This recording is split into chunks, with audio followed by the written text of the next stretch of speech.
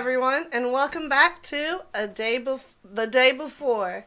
Today, we're going to be doing the Hunt a Killer Class of 98, Episode 3, Investigation. I've already unboxed it, so let me get stuff out of the box, and we'll go over it. Here's the box, and there it is. And there's socks in here, if you remember. A opal necklace in this evidence bag and some other things. Let's pull it out and we'll go through stuff one by one and go over what we figured out so far in the case. So the first thing that we'll go over is the letter from Michelle Gray,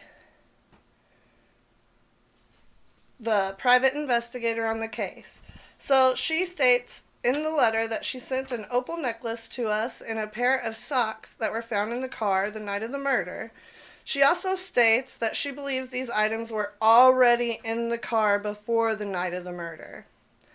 Gray also states in this letter that she sent along the toxicology report and some autopsy photos.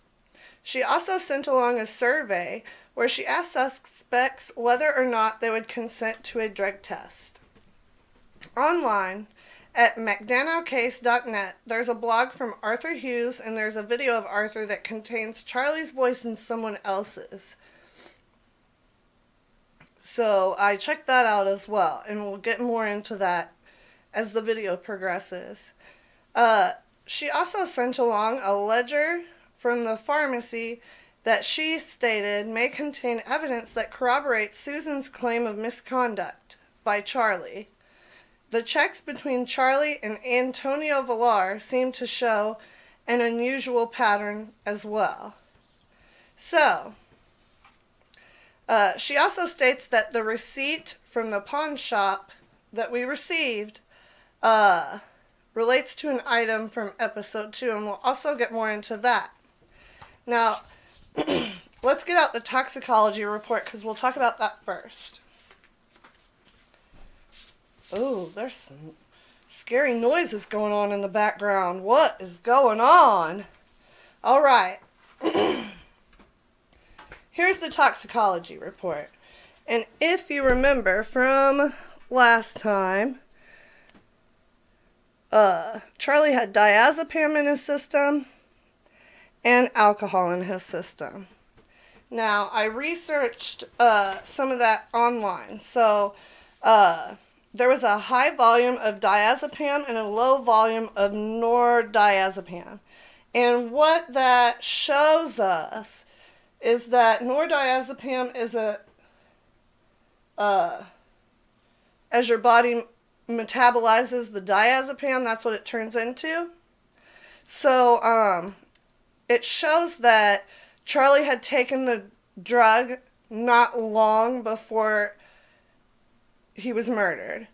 And the alcohol shows that it could have intensified the effects of the diazepam, which include drowsiness, a loss of coordination, and it can affect judgment, as well as cause problems with concentration. So that was all very interesting. So he was obviously impaired severely when he was murdered. And the drug test survey, and actually we went over that pretty well whenever we unboxed it, but basically it indicates that Robin, Arthur, Susan Lee, Sarah, Nicholas, Ora McBride, and Nita Patel would all consent to a drug test voluntarily. The only two that will not is Gavin Nash and Antonio Villar. So it shows some suspicion on those two men's parts. Why won't they consent to a drug test? Next, we have the bank statement, which includes 4 checks between Charlie and Antonio. They have hidden messages. Let me show you. This first check from Antonio Villar, if I can get it, okay. I don't know if you can see, but the check number is 341. If you read, where's my finger? Okay. The third word in the memo line here, the fourth is, and the first, return. So here is return.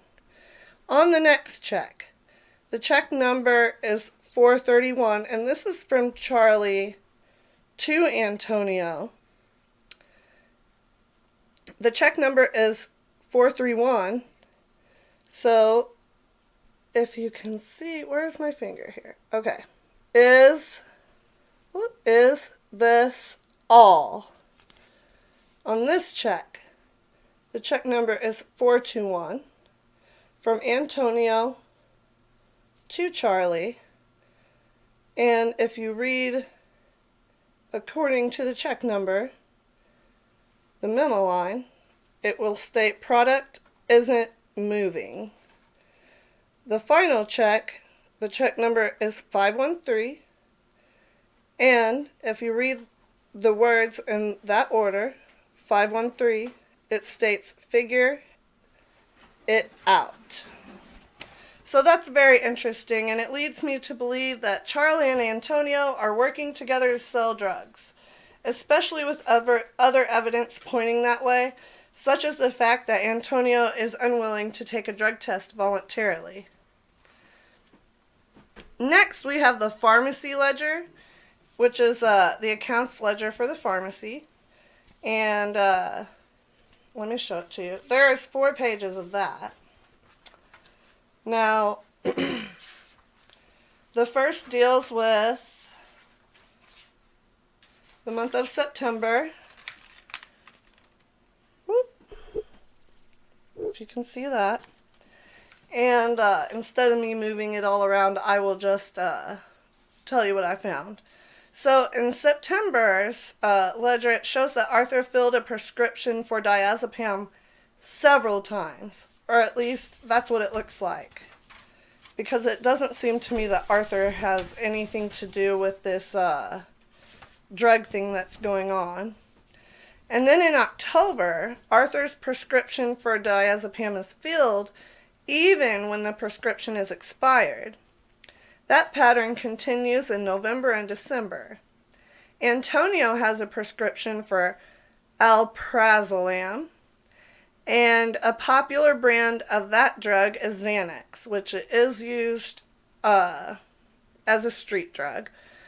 In November and December, his prescription keeps getting filled, although it has expired. So that links in with all the drug activity and maybe the things that I believe Charlie and Antonio have going on. I think they're selling drugs. So next, we're going to look at the pawn shop receipt that was sent to us.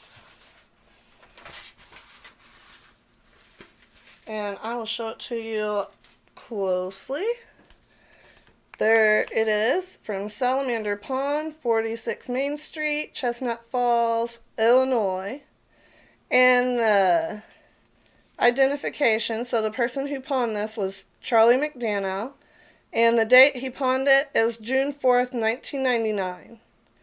Gold ring, so his class ring. So the receipt shows that Charlie pawned his class ring in Chestnut Falls on June 4th of 1999. He pawned it for $50. All this shows to me is that Charlie was in Chestnut Falls after his first year in college, and that the ring could have been bought by anyone if Charlie never went back to pick it up, because pawn shops will sell the things that aren't picked up by people. So it could have been the murderer who left it on the passenger side floor of the car the night of the murder, because it was found in Charlie's car the night of the murder. And I hope this class ring eventually helps us to find out who Charlie's killer is.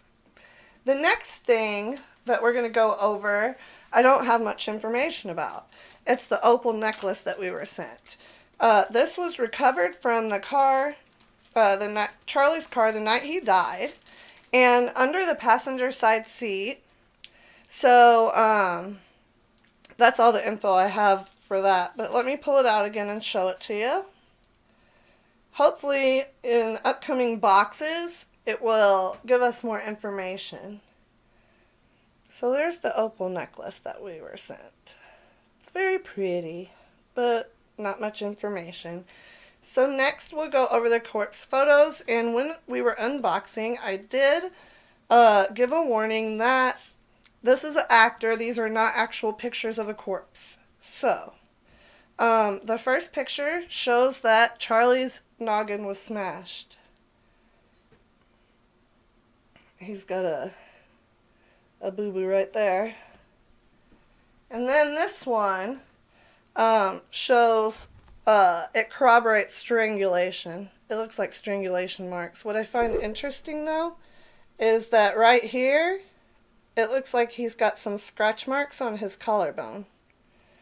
So, it makes me wish that the private investigator or the police would have taken samples from the suspect's fingernails the night of the murder. And maybe they could have found some DNA evidence.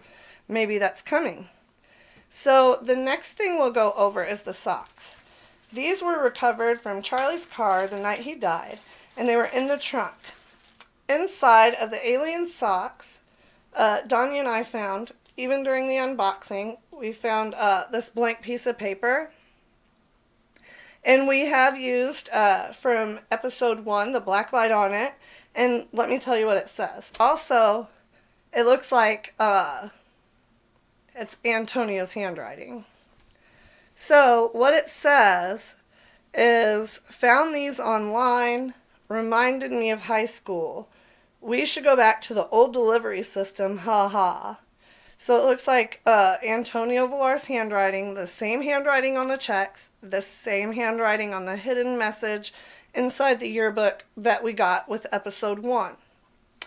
Okay, now we're going to go over the online evidence that came with this box, because it's very interesting and it helped to eliminate another suspect.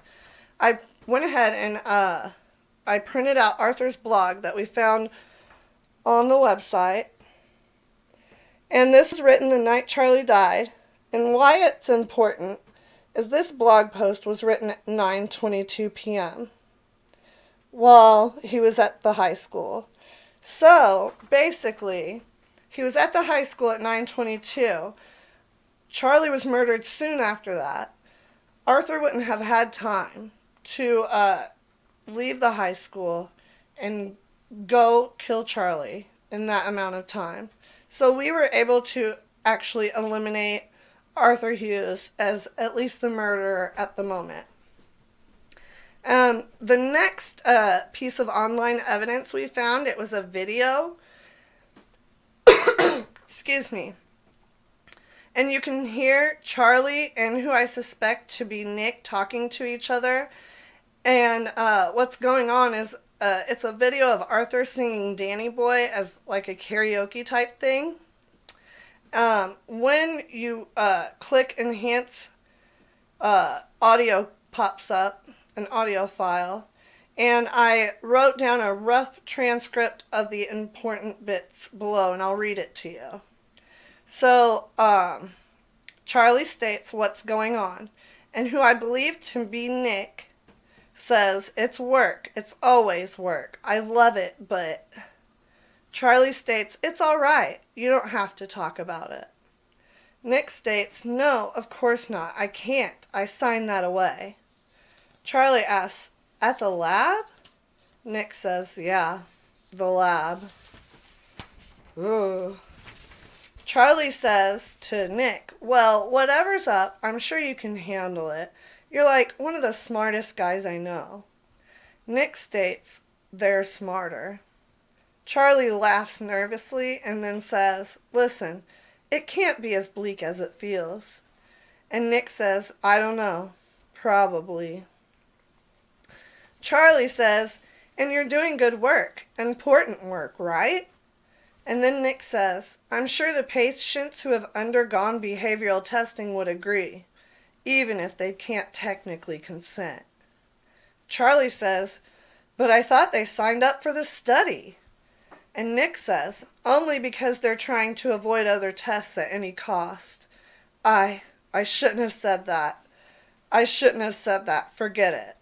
Charlie says, I won't say, and Nick interrupts and says, no, Charlie, forget this, please, you have to. Charlie says, I'll forget this. Nick says, you have to. Is that on? Charlie goes, Nick interrupts and says, you have to delete that. Now, in the audio, you could tell that Nick was very drunk, so that's interesting, too. So maybe stuff's really getting to him. And I guess that's all for today. We've went over all of the evidence. We've eliminated another suspect, and I am ready to unbox episode 4. You guys, I'll see you soon. Thanks for watching. Bye-bye.